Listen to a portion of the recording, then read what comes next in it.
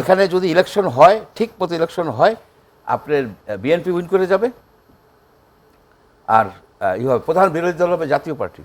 আজকে যে বিষয়টা কেমন নির্বাচন হবে সেই প্রশ্নটি দিয়ে আপনি শুরু করছি আর কি। কেমন নির্বাচন হবে? না, এখানে দুইটা অংশ। আদৌ নির্বাচন হবে কিনা এ নিয়ে ব্যাপকভাবে মানুষের ভিতরে সন্দেহ আছে।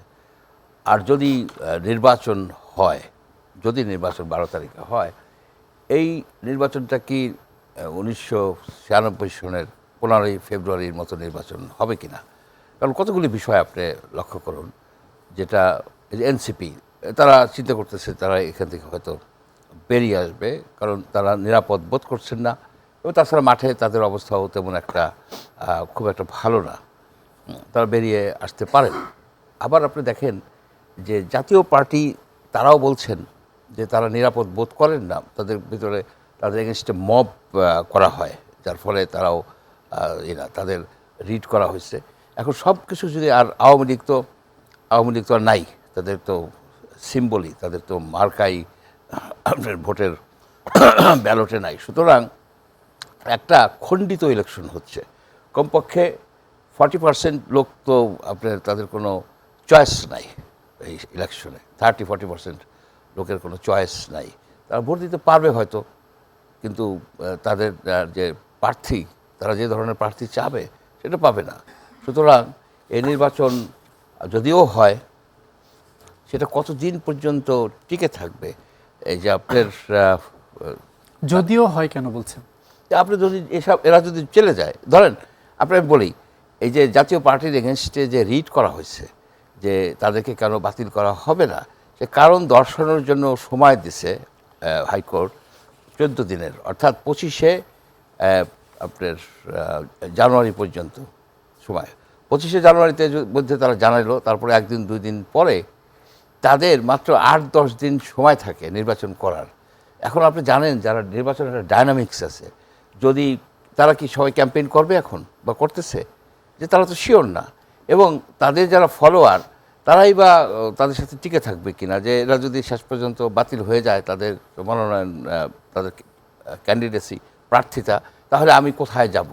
সবাই কিন্তু এক জন এক এক দিকে যাচ্ছে, কিন্তু ধীরে ধীরে কিন্তু ওই যে যার যার ইসের কোর্টে এক একজন, এক এক দল, এক এক গোষ্ঠী, এক এক গ্রুপের লোকজন কিন্তু সেগ্রিগেটেড হয়ে যাচ্ছে, এক এক প্রার্থীরা নানাবিধ ক্যালকুলেশন করে।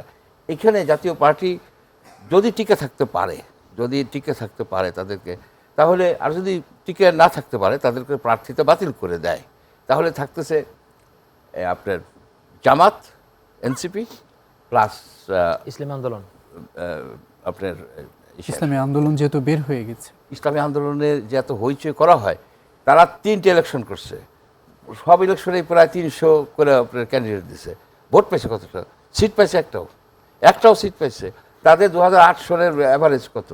1.5%। তারা কিন্তু বলছে এবার পরিস্থিতি ভিন্ন। কেন ভিন্ন? কিভাবে ভিন্ন হয়েছে? আওয়ামী লীগের লোককে তাকে ভোট দিবে, ইসলামী আন্দোলনের লোকজনকে? বিএনপি লোক যে তাদের ভোট দিবে? তারা এমন কি কাজ করছে সারা বাংলাদেশ ব্যাপী, যাতে জনগণ যায় এদেরকে করবে আপনার এই তাদেরকে আপনার ভোট দিয়ে এমপি বানাবে, মিনিস্টার বানাবে। এগুলি হচ্ছে কি, শুনেন, শক্ত কথা বলতে হয়, এরা তো পীর, এরা কিন্তু ভালো ব্যবসা বুঝে। আপনার 300 ক্যান্ডিডেটকে যদি 20,000 টাকা একটা ফর্ম বেচে, কত টাকা পায়? 60 লক্ষ টাকা। 60 লক্ষ টাকা।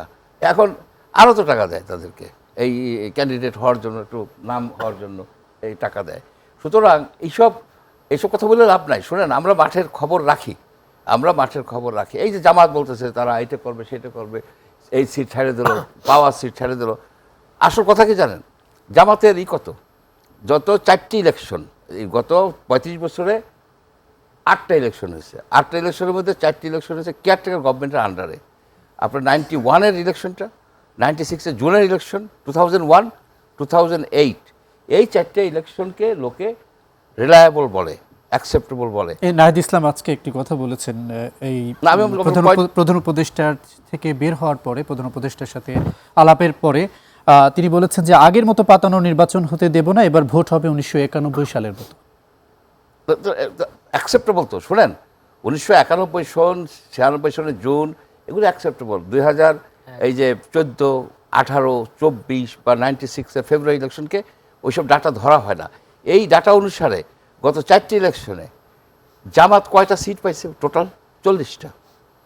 আর জাতীয় পার্টি কয়টা পেয়েছে? 108টা। আওয়ামী লীগ কত পেয়েছে? 526টা। বিএনপি পাইছে কত? 479-79 মতো। এই ইলেকশন 4টার গড় মানে ভোট, মানে পপুলার ভোট জামাতের কত? 7.43, আর জাতীয় পার্টি 10.44। তাহলে আপনি একটা হিসাব করে দেখেন যে এবার তো একটা ডানপন্থীর একটা আবির্ভাব ঘটেছে এবং সবাই তো বলা বলি করছে জামাত এবার ভালো করবে। ভালো করবে কেমন? আপনি শুনেন, যে পার্টিটার যখন ইন্ডিপেন্ডেন্টলি এই 4বার ইলেকশন করছে, তার মধ্যে জামাত 2বার করছে, ওই এই বিএনপির সাথে ই করে, সেইখানেই কিন্তু তারা সিট পাইছে 91-এ সিট পাইছে 18টা, আর 2001-এ পাইছে 17টা। 96-এ কতটা পাইছে জানেন?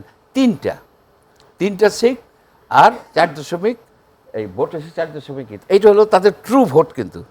আর 2008-এও তারা আলাদা করেছে, সেখানে 4.7% ভোট এবং সিট পেয়েছে 2টা।